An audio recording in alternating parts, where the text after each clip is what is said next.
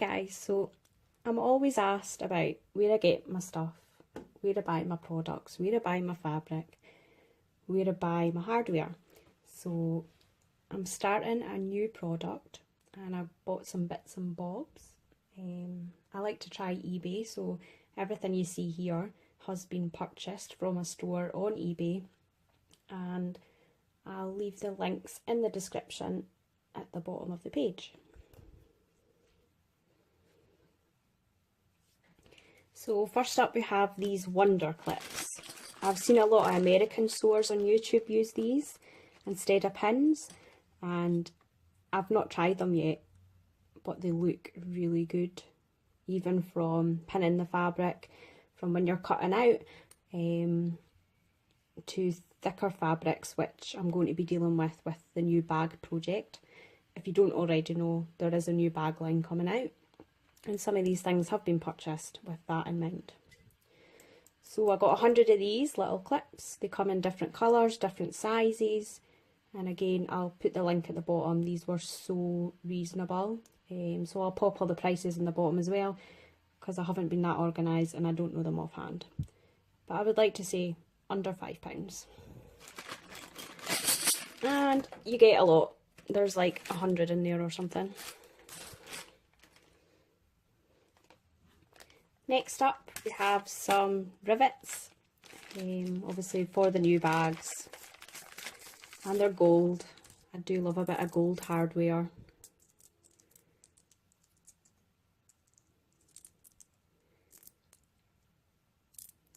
Doing a bit of a clean. So yeah, really good quality as well, really impressed. And there's 100 rivets, so that should keep me going for a while. Obviously I do intend on mass producing some bags, so I've got more than just a minimal amount to get me started.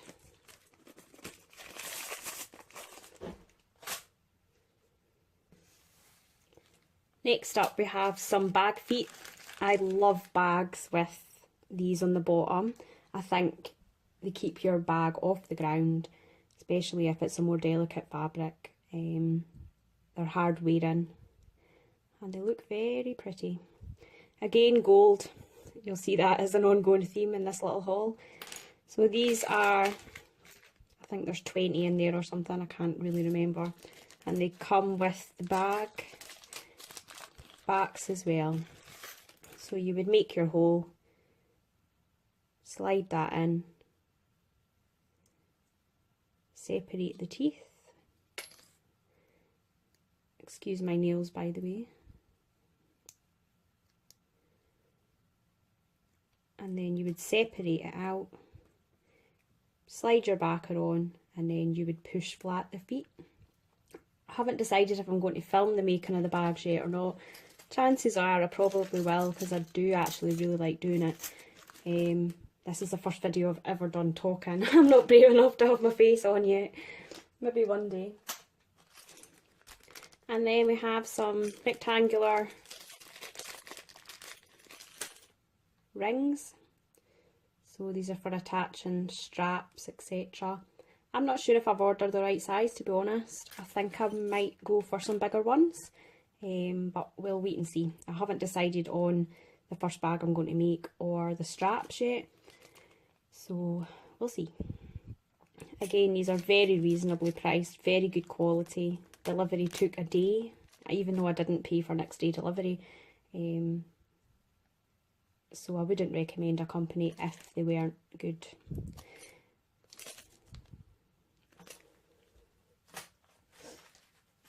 Next up we have a zip. I ordered this zip as a sample zip because I didn't want to bulk buy, because obviously these are bigger, they're slightly more expensive. Again, nice brown to match the fabric that I've chosen for the bag design. And it's a nice gold hardware zip. It's very good quality, so I'm hoping that it'll last a long time. Obviously quality is really important, especially for when we're planning on selling these bags. You know, I want people to have this bag still sitting and being used 20 years from now if possible. So I like to road test them, but very happy with this, and I'll pop the link for this again down below. Next up, I have 10 of these. This was such a good bargain. I think I got 10 of these for like under £4. So they're just nylon zip. And I plan on using these to be the zips for the inside of the bag linings. I do like a zipped pouch in a bag.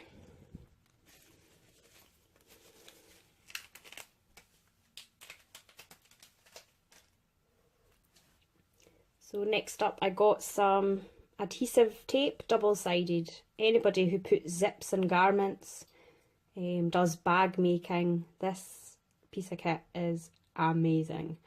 This was a 100-metre roll, I think it was, and it was under £3. Again, I'll put the link down in the bottom. It comes in various different size widths, depending on the project that you do. And I have seen people have a thicker size and cut it in half, or even cut this in half if you just need a thinner layer. But this stuff's amazing, and it's pretty strong, so it's not going anywhere.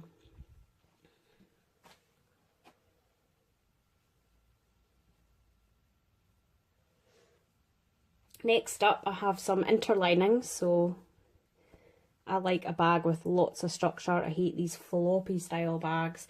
So when I designed the bags that I have done, it was very important that they were very structured and very sturdy. So this is a woven iron-on interface lining. I use this for dressmaking sometimes as well. Very good quality. The linings are slightly more expensive. Again, you can get cheaper versions on eBay, but we went for quality. And we want something that's hard wearing, long lasting, so we can get a lot of love out of the bags that we make.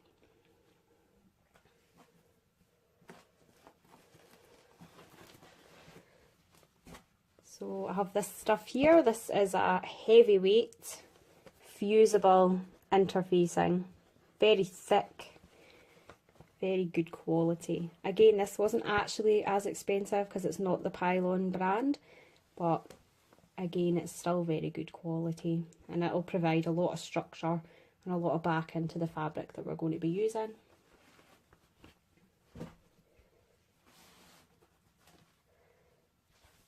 And this stuff is the foam flexi, which I haven't worked with for a long time. This stuff was a wee bit more expensive, but as you can see, the quality is lovely. It's very springy, very spongy, and that's really going to have some really good structure to the bag that we've got in mind.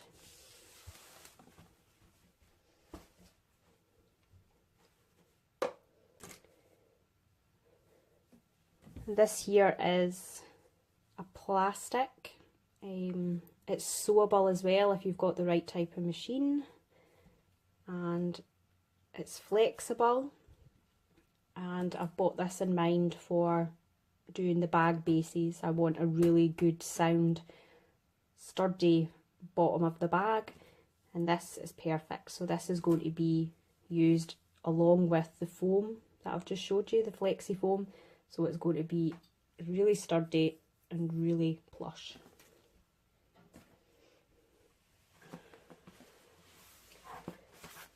And next up, I bought a metre of faux leatherette in a distressed. I wasn't sure what this was going to come like because I've had some in the past which I really didn't like. It looked really rubbery, really fake. But I think this actually looks very realistic, and it's got this beautiful felt effect on the back. So if you wanted to make an unlined bag, you could do so because it's nicely finished on the back. I got a metre of this. I think it was £4 a metre, which is pretty good. And I wanted to make a few sample bags up in this to see what they look like before I forked out on some proper leather. There is going to be a whole leather range coming out, which I'm so excited about. I haven't done a lot of leather work over the years, not since I was at college. So I'm really excited to actually be bringing out products, and it's very different. Those of you who know the Glitzerati product range from 2015-2016, it's all about the bling, whereas this is very different.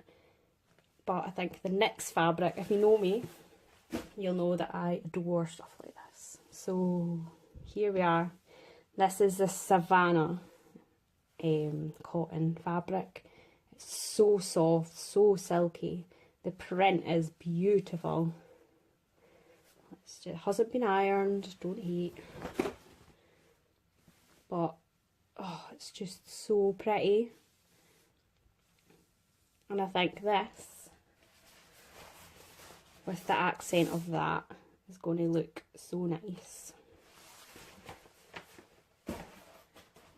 I do have other things coming, which I'm waiting on being delivered. So this will be a 2-part video. Won't really matter because you can't see me. So you probably won't notice, but the next part of the video I'll just bolt onto the inside of this one. Okay, bye.